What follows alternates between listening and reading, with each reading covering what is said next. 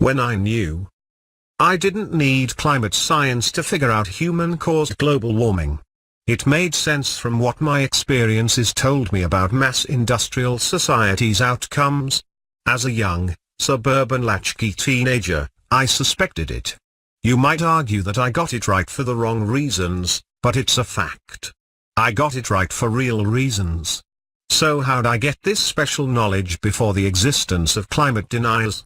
In the 50s, I could stand on the Seal Beach, California shore in July and clearly see the mountains many miles away. By the mid-60s, smog obscured this once clear view of the mountains. Generally, it's much better today. Still, I learned about something caused by humans, car exhaust. Something's up, I surmised in my youthful way of thinking. I would then use my experience to reason out climate change as time passed. Increases in cars along with the geometrical progression of humanity caused concerns. There's more. So what's the problem with Congress? My good friend, Dean Smith, RIP, and I brainstormed probable climate problems from a National Geographic article written in the early 1960s. A single sailor on a sailboat spied a piece of plastic in the mid-Pacific. At the time, a piece of plastic in the middle of an ocean came as shocking news. See Dustin Hoffman in The Graduate. Then we brainstormed the long-term meaning of our way of life, especially the internal combustion technologies. Neither of us knew squat about science. Neither of us were old enough to have a driver's license.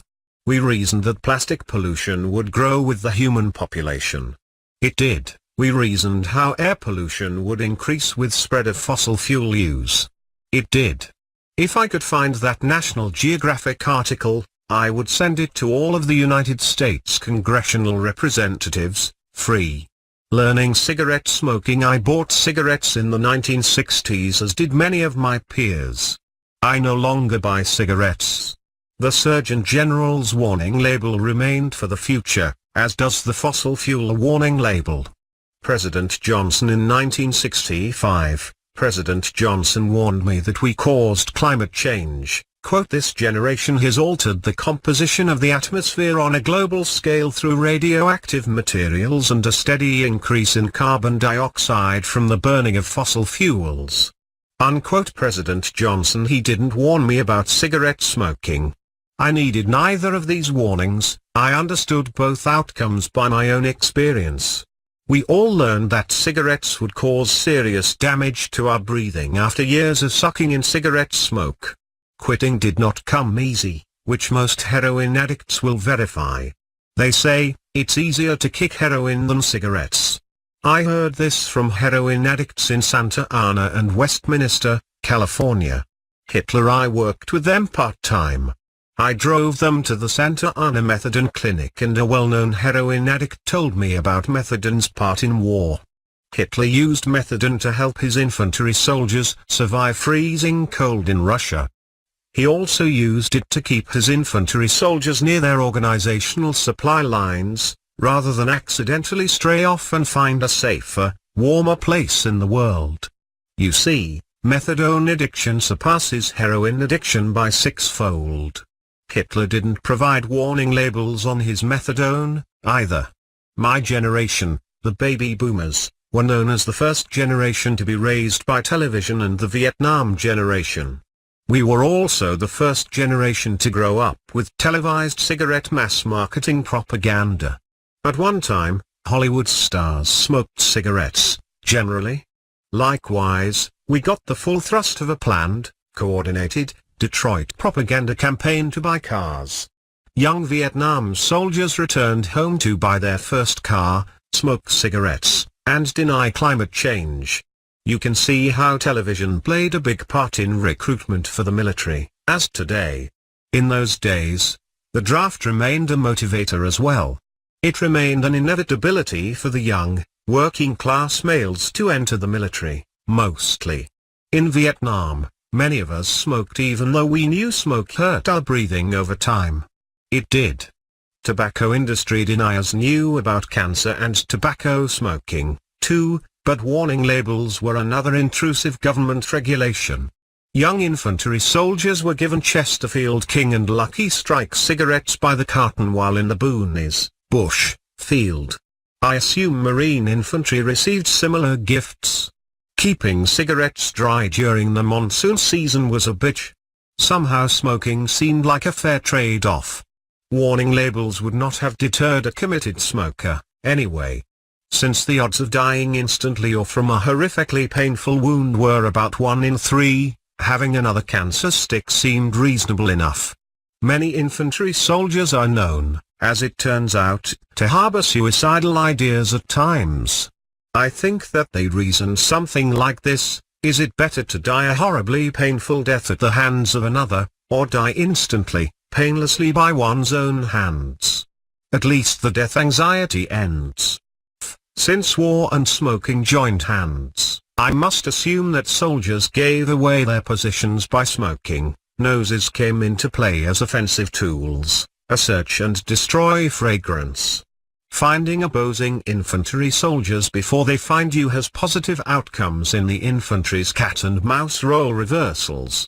It's a question of who gets smoked. Right. Excuse so the pun. Charlie neither left cigarette smoke trails nor signs of other luxuries, at least not in my experience or noted in the Vietnam War history books. At the age of 24. Now at the tail end of my years, I see the consequences of the internal combustion engine. It's not a luxury but a necessity for most of us. Dean and I could never have imagined the many international economic, political, and cultural ramifications of internal combustion as a necessity. We could never have imagined the rate at which gasoline emissions would poison Earth's atmosphere. Just as we figured, though, too many cars burning gas in too short a time would cause problems. It's such a simple idea. Which wicked propaganda campaign misdirected the American people toward environmental suicide? For the past 2 years, they're doing great work all over LA. There's about 6 to 7 locals throughout LA County where basically tenants are fighting for the right to live in their, their apartments. And many of them are getting evicted due to large rent increases. LA's known for that. They're getting their property bought out. And next thing you know, the landlord is selling it. And now all these people are getting evicted. And so I got involved in it because housing is the issue over time in Los Angeles. And LA actually in Boyle Heights was the first in the East Side local. The mariachis at the Mariachi Plaza apartments, they were getting an 80% rent increase, and they actually pulled a rent strike, and they actually won in getting it from 80% to a 5% rent increase for a collective bargaining agreement. The tenants at the East Side local in Boyle Heights, they protested at the landlord's Beverly Hills mansion. He was getting scared that the people were sleeping outside of his apartment, his mansion, and these are real people who are losing their homes. And the thought is, if you're going to come into our hood, then we're going to go to yours. And so the LA Tenants Union is actually doing great work right now. But that's why we need to repeal this law called Costa-Hawkins, which limits rent control in California. And so once we could get rent control, then these people could stay in their apartment and could afford these rent increases. Okay, and is that related to the neighborhood council board that you're on? Yeah, so the neighborhood council board, I'm on that. So the neighborhood councils are the liaison between the community and the city council, like the mayor Garcetti and the city council. And from there, we have $40,000 to use on our community. There's 97 neighborhood councils throughout LA, and we're basically the ears of the community and the voice. So we tell the mayor and all that what are the big issues on.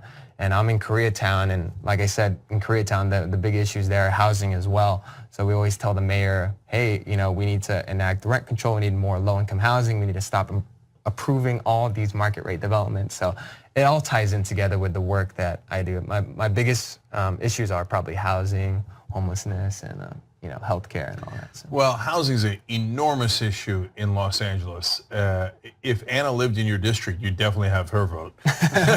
So I think that might be a winning campaign strategy. So that's interesting. All right, before we go, one more priority for you. So you got housing. What else if you're in the United States Congress, what else are you going to fight for? I would like to get homelessness to be more of a national issue, because it is a national issue, and it's huge here in Los Angeles. And 30% of homeless people nationwide are children. And I think that we need to start changing this view on how we view homeless people as and see them as our neighbors, our brothers and sisters, get them in a permanent supportive housing, get things like single-payer healthcare so people can go seek the help that they need if they have drug abuse or substance abuse or whatnot. So that would be like another big issue that we definitely want to push on, get more funding for low-income housing. It's just, those are the big things. All right, links to help Kenneth is down below in the description box if you're watching this on YouTube or Facebook. And we just came to you a little earlier. All right, Kenneth, go get them. Thank you for joining us, man. We appreciate it. Appreciate it.